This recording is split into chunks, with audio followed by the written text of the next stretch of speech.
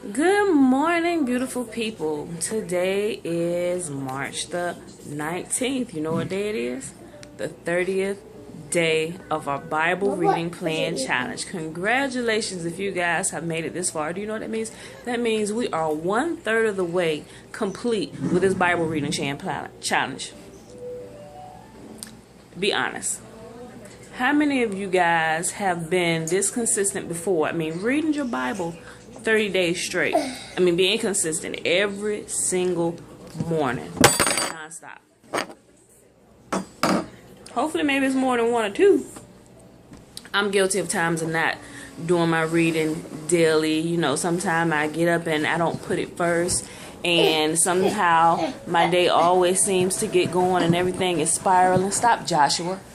Everything is spiraling and the day is going and the kids, and by the time I get to it, probably before I go to bed, I'm pooped, passed out, and wake up in the morning, Bible's on the floor.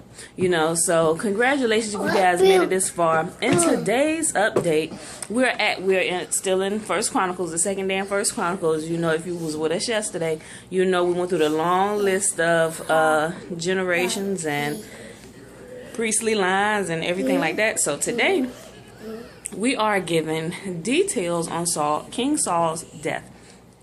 When King Saul died, they said that he was wounded, and then the battle had gotten really fierce, and he asked his armor bearer to kill him, but his armor bearer respected him and honored God so much that he said no, he would not do it. So King Saul fell on his sword and he killed himself. And when his armor bearer, Josh, sit down.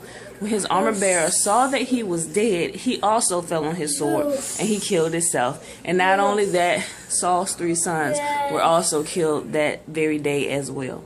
So when the Philistines came and they saw that Saul and his sons were dead, they stripped King Saul of all of his clothing. Don't touch that. And they cut off his head. They took his body back to their camp, and they put his head in the temple of their gods. Of course, this pissed the people of God off, So eventually, his body was recovered, and it was buried where it was supposed to be at. But the Bible also specifies that King Saul died because he was unfaithful to Adonai, to the Lord. And his kingdom was stripped away from him and given to King David. David was made king in his place.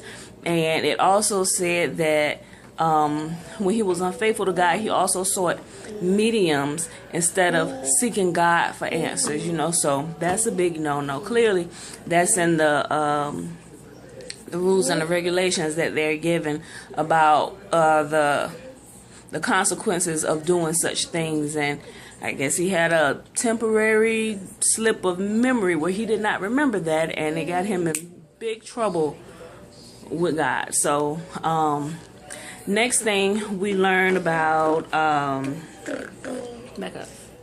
There was quite a few things that were going on in today's reading. I think that was one of the biggest things. We learned about how God also sent the prophet Nathan to King David, because King David was sitting around his palace one day, and he would say, I'm sitting in this big house, and his ark is in a tent. I should build God a house for the Ark of the Covenant to dwell in. So that's when God sent the prophet Nathan to King David to give him word that,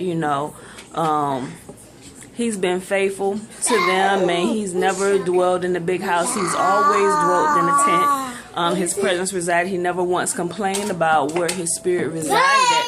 He chose to be there.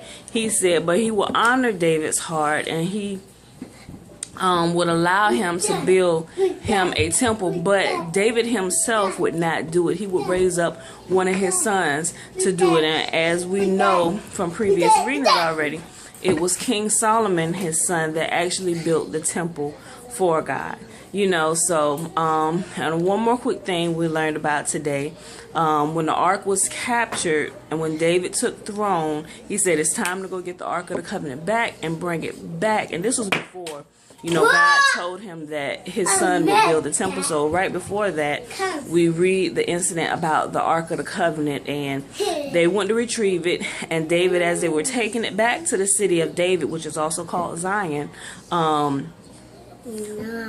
Uzzah stuck out his hand, or Uzziah, whatever version you're reading, he stuck out his hand to steady the ark because it was about to fall. And that did not please God too well. So he was struck dead right on the spot, because according to God's word, the only ones that were even supposed to touch the Ark of the Covenant were the Levites. They were the only ones set aside, consecrated to touch it and to move it where it needs to be. Since Uzzah was not a Levite, he died instantly. God was not playing. When David saw that, that made him afraid of the Lord. Stop throwing that. That made him afraid of the Lord. So he kind of stopped. He pumped the brakes. And he said, you know what, let's take the ark over here to this man's house, which was Obed-Edom.